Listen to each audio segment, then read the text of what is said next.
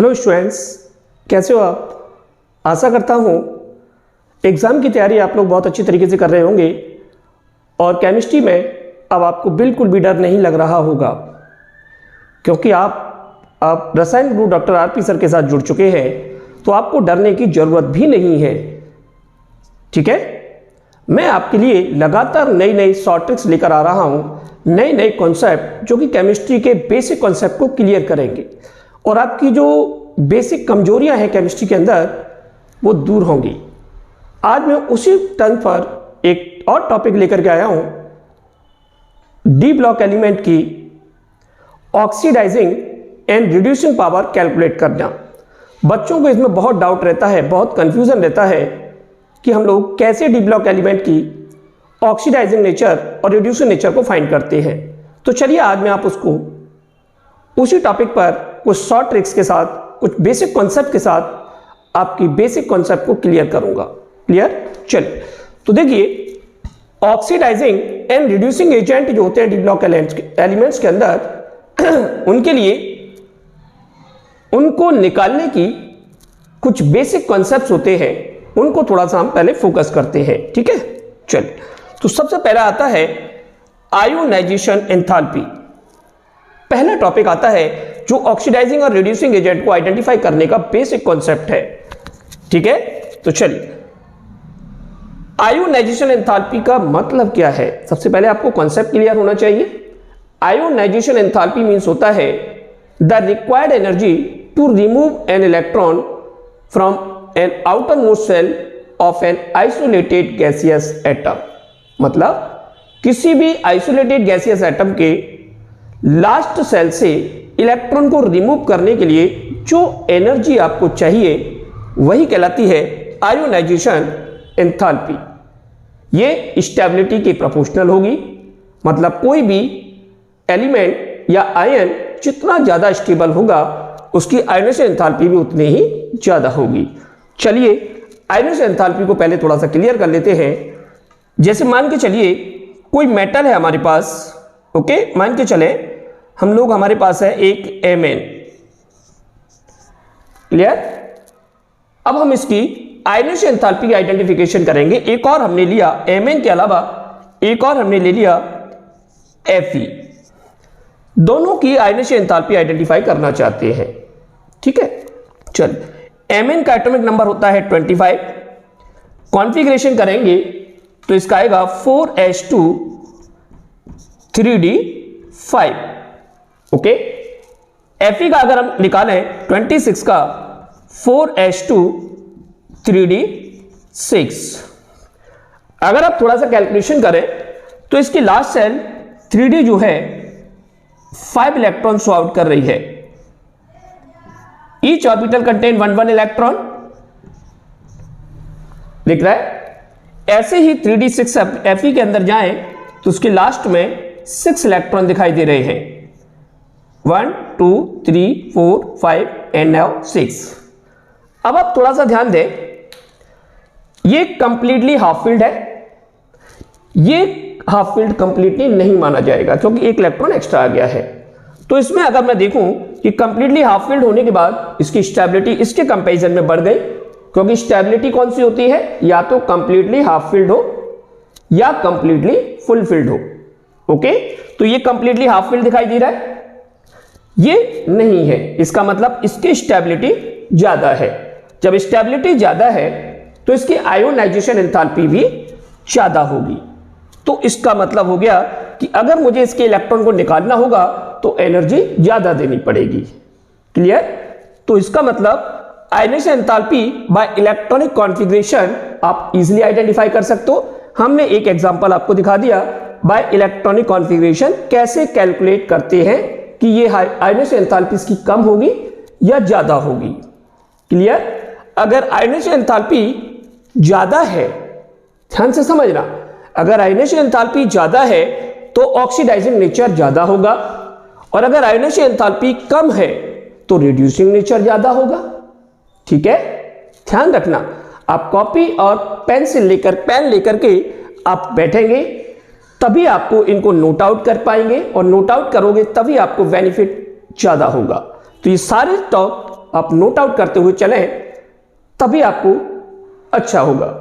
तो देखिए, पहला कॉन्सेप्ट आपको समझ में आ गया होगा कि बाय आयोनाइजेशन एंथैल्पी हम लोग कैसे आइडेंटिफाई कर सकते हैं, बाय इलेक्ट्रॉनिक कॉन्फ़िगरेशन।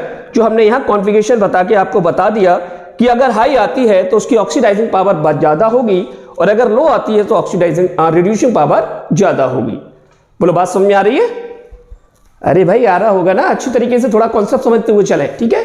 मैं आपका सारा डर भगा दूंगा, बस आप रेगुलर बने रहें, रेगुलर सब्सक्राइब करके चैनल को रेगुलर देखते रहें। चलिए, नाउ सेकंड आ रहा है enthalpy of atomization. What is the means of enthalpy of atomization? Enthalpy of atomization क्या है? चलिए इसे भी समझ लेते हैं। एंथैल्पी ऑफ एटोमाइजेशन को यहां पर बताया गया by number of unpaired electron, यानी कि जितने ज्यादा नंबर ऑफ अनपेयर्ड इलेक्ट्रॉन होंगे उसकी एंथैल्पी ऑफ एटोमाइजेशन उतनी ही ज्यादा होगी।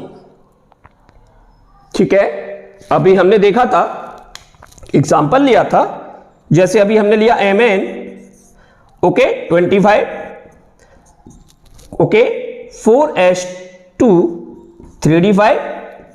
अब D में 5 इलेक्ट्रॉन और 5 इलेक्ट्रॉन अनपेयर्ड है, ओके। जबकि Fe हमने लिया 26, इसकी वैल्यू निकाली 4s2 3d6, इसका हमने निकाला।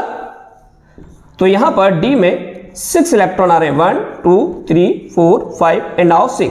तो इसमें नंबर ऑफ अनपेयर्ड इलेक्ट्रॉन आ रहा है 4, जबकि इसमें नंबर ऑफ इलेक्ट्रॉन आ रहा है अनपेयर्ड इलेक्ट्रॉन 5। तो आप देखें, Mn में नंबर ऑफ अनपेयर्ड इलेक्ट्रॉन कितना आ रहा है 5, जबकि Fe में नंबर ऑफ अनपेयर्ड इलेक्ट्रॉन कितना आ रहा है 4। तो भाई ये तो साफ स्पष्ट हो रहा है कि इसमें नंबर ऑफ अनपेयर्ड इलेक्ट्रॉन ज्यादा होंगे, उसकी एटोमाइजेशन एंथैल्पी भी उतनी ही ज्यादा होगी। तो यहां पर हमारा कॉन्सेप्ट समझ में आ रहा है। तो इन दोनों में से किसकी एंथैल्पी ऑफ एटोमाइजेशन ज्यादा होगी? तो चेक कर लें, इसमें N5 आ रहा है, इसमें यार इसका मतलब है एंथैल्पी ऑफ एटोमाइजेशन Mn की ज्यादा होगी। बोलो, बात समझ में आ रही है? अब आ जाइए, एंथैल्पी ऑफ एटोमाइजेशन जिसकी जितनी ज्यादा हाई होगी वो उतना ही ऑक्सीडाइजिंग पावर दिखाएगा।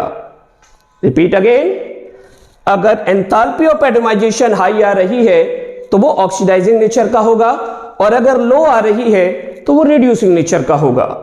क्लियर? चलिए बात कर लेते हैं हाइड्रेशन एंथैल्पी। तीसरा फैक्टर है यहां पर हाइड्रेशन एंथैल्पी। अब हाइड्रेशन एंथैल्पी क्या दिखाता है? सबसे पहले what is the means of hydration enthalpy? Clear? What is the means of hydration enthalpy? तो चलिए हाइड्रेशन एंथैल्पी को समझ लेते हैं। हाइड्रेशन एंथैल्पी मीन्स होता है the release energy when the ion dissolve in water. जब किसी भी आयंस को वाटर में डिसॉल्व करते हो, ओके, तो वहां पर कुछ रिलीज एनर्जी होती है, that is hydration enthalpy. Clear? ये किस पर डिपेंड करती है? By it is the depends on size charge ratio. यानी हाइड्रेशन ऑफ एंथैल्पी निकालने के लिए आपको क्या करना है? उसका साइज चार्ज रेशियो देखना है, तभी आप बता पाओगे। जैसे एग्जांपल लिया, अगर किसी भी आयन का साइज छोटा है और उस पर चार्ज ज्यादा है तो उसकी हाइड्रेशन एंथैल्पी भी ज्यादा होगी। एग्जांपल लिया, चल चेक कर लेते हैं। Beryllium Be++ and Mg++। तो आपने देखा होगा ग्रुप में जाने पर साइज इंक्रीज होता है। तो हमारा बेरिलियम का साइज कैसा है? छोटा है, स्मॉल साइज है, और साथ के साथ चार्ज भी ज्यादा है। इसका मतलब कि बेरिलियम की हाइड्रेशन एंथैल्पी ज्यादा होगी। क्लियर? और हाइड्रेशन एंथैल्पी जितनी ज्यादा होगी उसका रिड्यूसिंग पावर भी उतना ही ज्यादा होगा। चेकआउट करें, अगर किसी भी आयंस की हाइड्रेशन एंथैल्पी ज्यादा है तो उसकी रिड्यूसिंग नेचर ज्यादा है, और अगर हाइड्रेशन एंथैल्पी कम है तो उसका ऑक्सीडाइजिंग नेचर ज्यादा है। ठीक है, तो ये चीजें ध्यान रखना है। इन्हीं के बेस पर अभी मैं कुछ कॉन्सेप्ट आपको निकालूंगा, ऑक्सीडाइजिंग और रिड्यूसिंग एजेंट की कुछ ट्रिक और दूंगा जिससे आप आसानी से निकालोगे। ये तो हमारा बेसिक कॉन्सेप्ट हो गया। अब मैं इसके बाद अब आपको ट्रिक देने वाला हूं, जहां से हम देखते ही ऑक्सीडाइजिंग और रिड्यूसिंग एजेंट को आइडेंटिफाई कर लेते हैं बहुत इजी तरीके से। आप देखना आप लोग भी कितना इजी तरीके से उसे आइडेंटिफाई कर लेते हो। तो जरा यह बेसिक कॉन्सेप्ट नोट कर ले, क्योंकि यहां से क्वेश्चंस आपको सॉल्व करने में है। अब देखते हैं super trick, most oxidising agent कैसे आइडेंटिफाई करते हैं।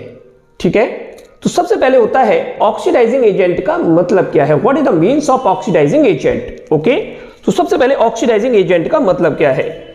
ऑक्सीडाइजिंग एजेंट का मतलब होता है oxidising agent are the species which gain electron, ऐसे कोई भी स्पीसीज जो इलेक्ट्रॉन को गेन करती है।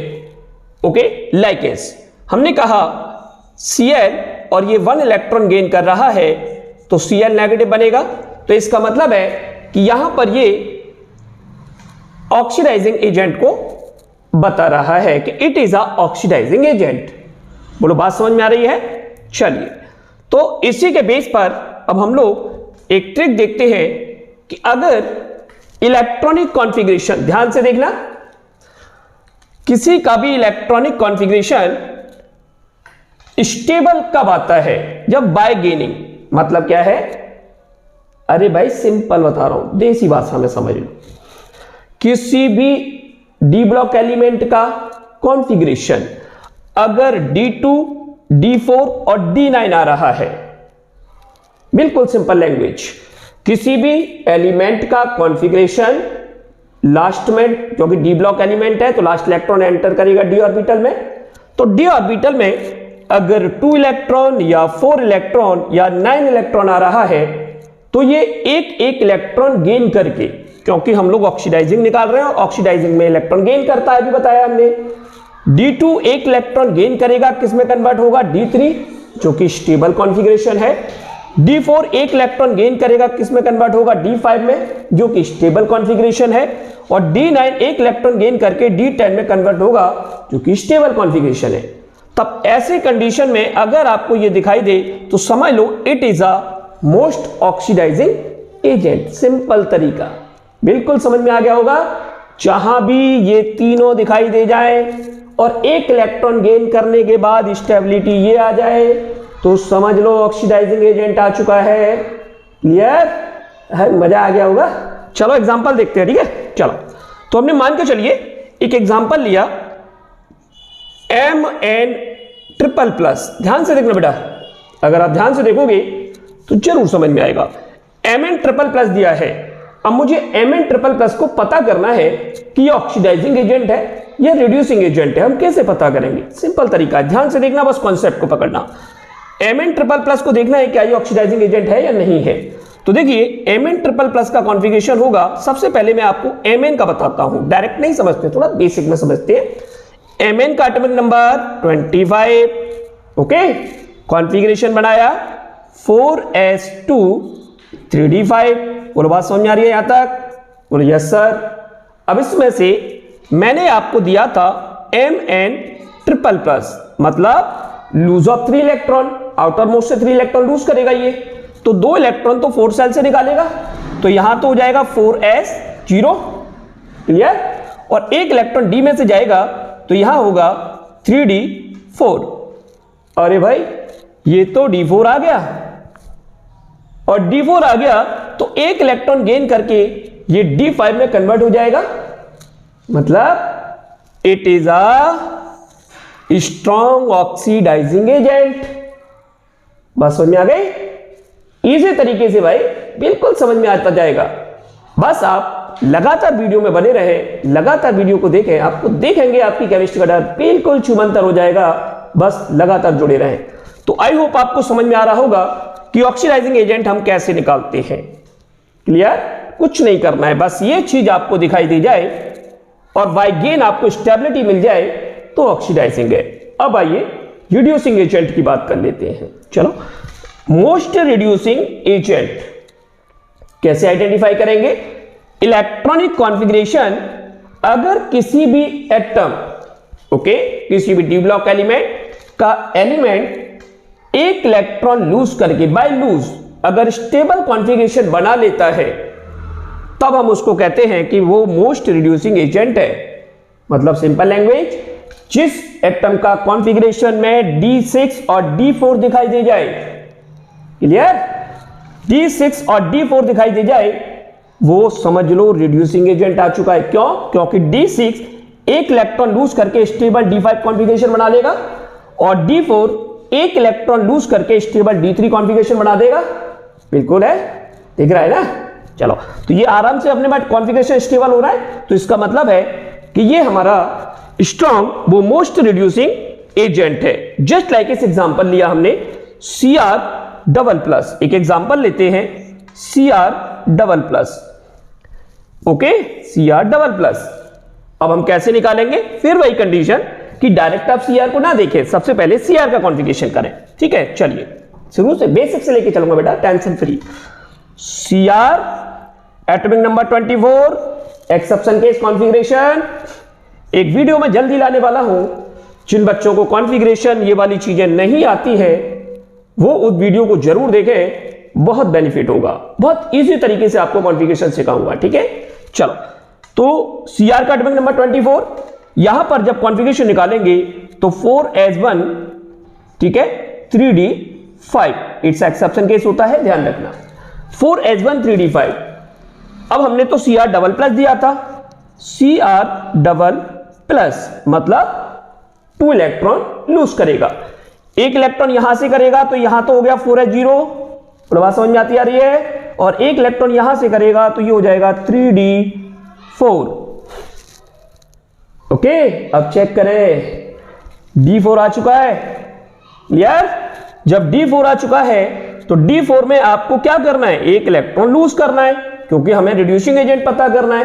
तो जब ये इलेक्ट्रॉन लूज करेगा तो D3 कॉन्फ़िगरेशन में आ जाएगा, और जब D3 कॉन्फ़िगरेशन में आएगा तो स्टेबिलिटी बढ़ जाएगी, मतलब रिड्यूसिंग नेचर बढ़ जाएगा। तो Cr double plus is a strong reducing agent. का जो डी ब्लॉक एलिमेंट होते हैं उनके कंपाउंड्स में ऑक्सीडाइजिंग और रिड्यूसिंग पावर को आइडेंटिफाई करेंगे। अभी हमने डी ब्लॉक एलिमेंट्स के आयंस और एटम्स के बारे में ऑक्सीडाइजिंग और रिड्यूसिंग पावर को आइडेंटिफाई किया था। अब हम उनके कंपाउंड्स को, क्योंकि वो जो कंपाउंड्स होते हैं डी ब्लॉक एलिमेंट्स के, वो मोस्टली कॉम्प्लेक्स का फॉर्मेशन करते हैं, तो इसलिए उनको बोला जाता है कॉम्प्लेक्स आयन और कॉम्प्लेक्स कंपाउंड। क्लियर? तो कॉम्प्लेक्स आयन में एक ट्रिक हम दे रहे हैं कि ऑक्सीडाइजिंग पावर जो होती है वो डायरेक्टली प्रोपोर्शनल टू होती है पॉजिटिव ऑक्सीडेशन स्टेट के। अब भाई मेटल है तो पॉजिटिव ऑक्सीडेशन स्टेट आएगी, क्योंकि D block contain of total metal. ठीक है, और रिड्यूसिंग पावर जो है वो इनवर्सली प्रोपोर्शनल होगी पॉजिटिव ऑक्सीडेशन स्टेट के। क्लियर? अब हम लोग देखते हैं, मतलब इसका क्या है कि अगर पॉजिटिव ऑक्सीडेशन स्टेट बढ़ रही है तो उसका ऑक्सीडाइजिंग पावर तो बढ़ेगी मगर रिड्यूसिंग पावर कम होगी। क्लियर? एक एग्जांपल, एक क्वेश्चन दिया कि arrange the following in increasing oxidising power. हमने कुछ यहां पर आयंस दिए हैं, कॉम्प्लेक्स आयंस, इनको अरेंज करना है आपको इंक्रीजिंग ऑक्सीडाइजिंग पावर में। क्लियर? तो चलिए इनको अरेंज करते हैं। सबसे पहले इनका ऑक्सीडेशन नंबर पता करते हैं। देखिए, ऑक्सीडेशन नंबर पता करना, ऑक्सीडेशन नंबर आपको निकालना आता होगा, अगर नहीं आता है तो मेरी वीडियो बहुत जल्द आने वाली है जो ऑक्सीडेशन नंबर को आइडेंटिफाई करना आपको चुटकियों में सिखा देगी, बहुत ही सिंपल तरीके से।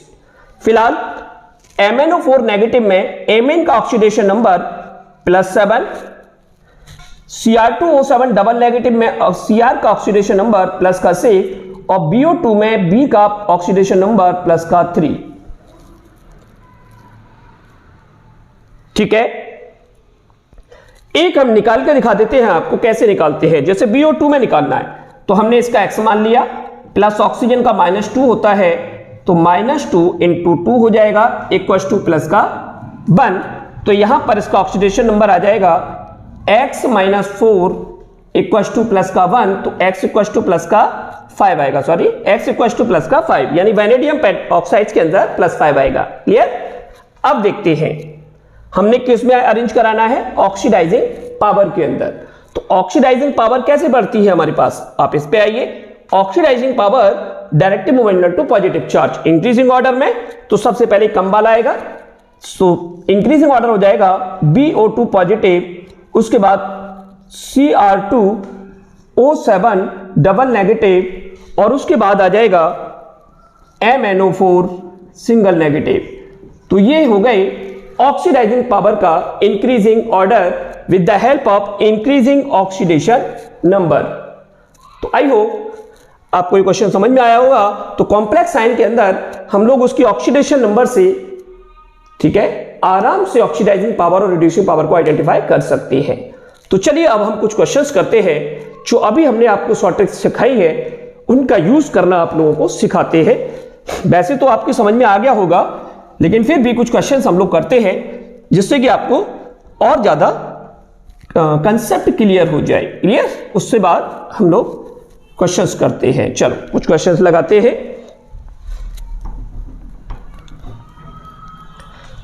एक क्वेश्चन है Mn ट्रिपल प्लस और Cr triple plus which is a more oxidising agent. चलिए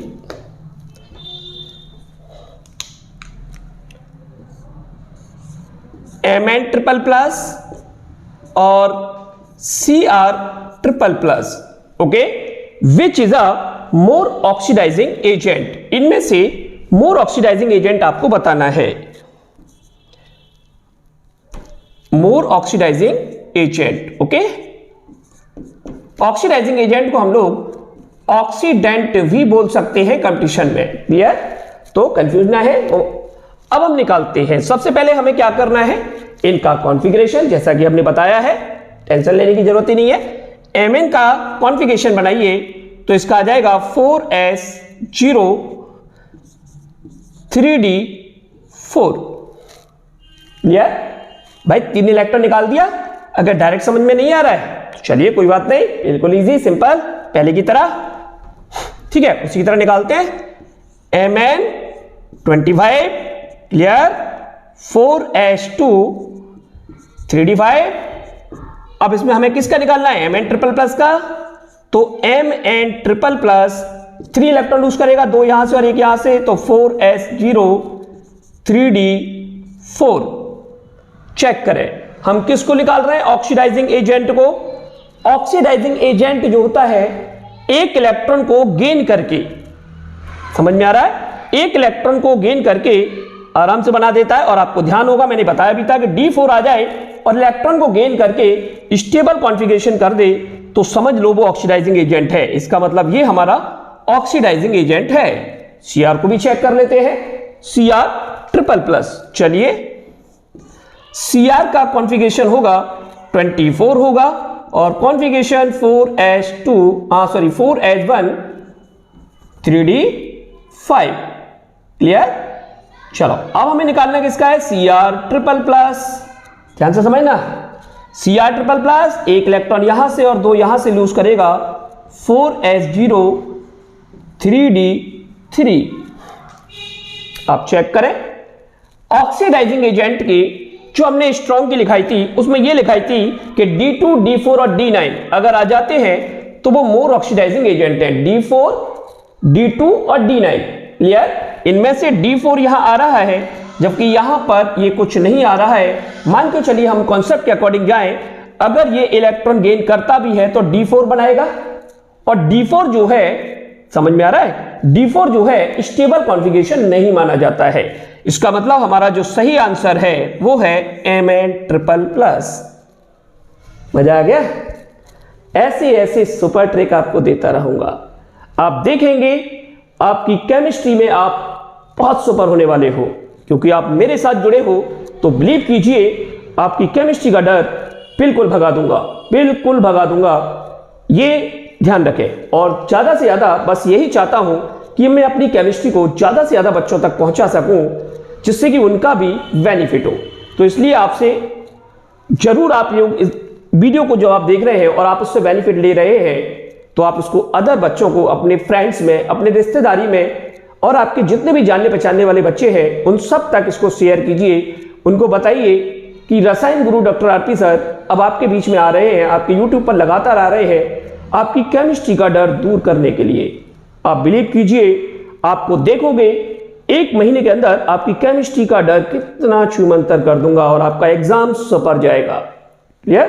तो चलिए अब मैंने एक एग्जांपल आपको समझा दिया है, एक जरा खुद करके देखेंगे, फिर मैं भी बता रहा हूं। जरा आप लोग देखें इनमें से मोर रिड्यूसिंग एजेंट कौन सा है। लाइक ऐसे एक एग्जांपल और दिया हमने, चलिए इसको नोट आउट कर लें, क्वेश्चंस इंपॉर्टेंट हैं जो बोर्ड एग्जाम में आ सकते हैं। ओके चलिए एक और देखते हैं।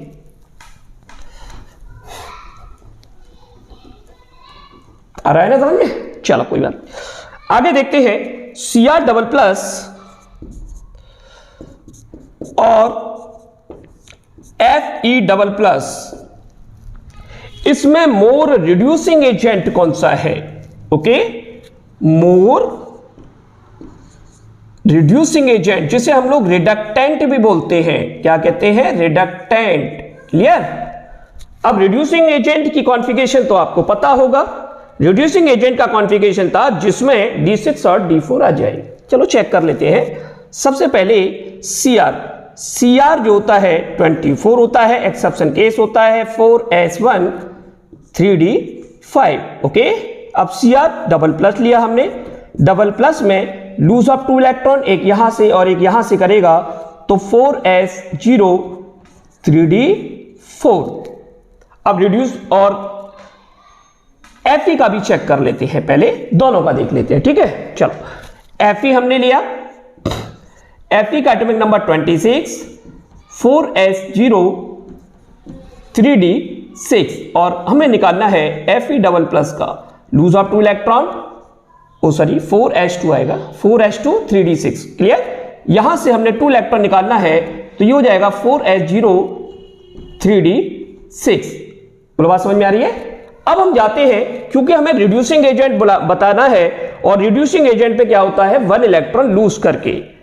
ठीक है, 1 इलेक्ट्रॉन लूज करके स्टेबल कॉन्फ़िगरेशन आपको बताना है। अब 1 इलेक्ट्रॉन लूज करने के बाद हम लोग ध्यान से देखें तो Cr यहां पर एक स्टेबल कॉन्फ़िगरेशन बना रहा है, दैट इज D4 से D5 बना रहा है।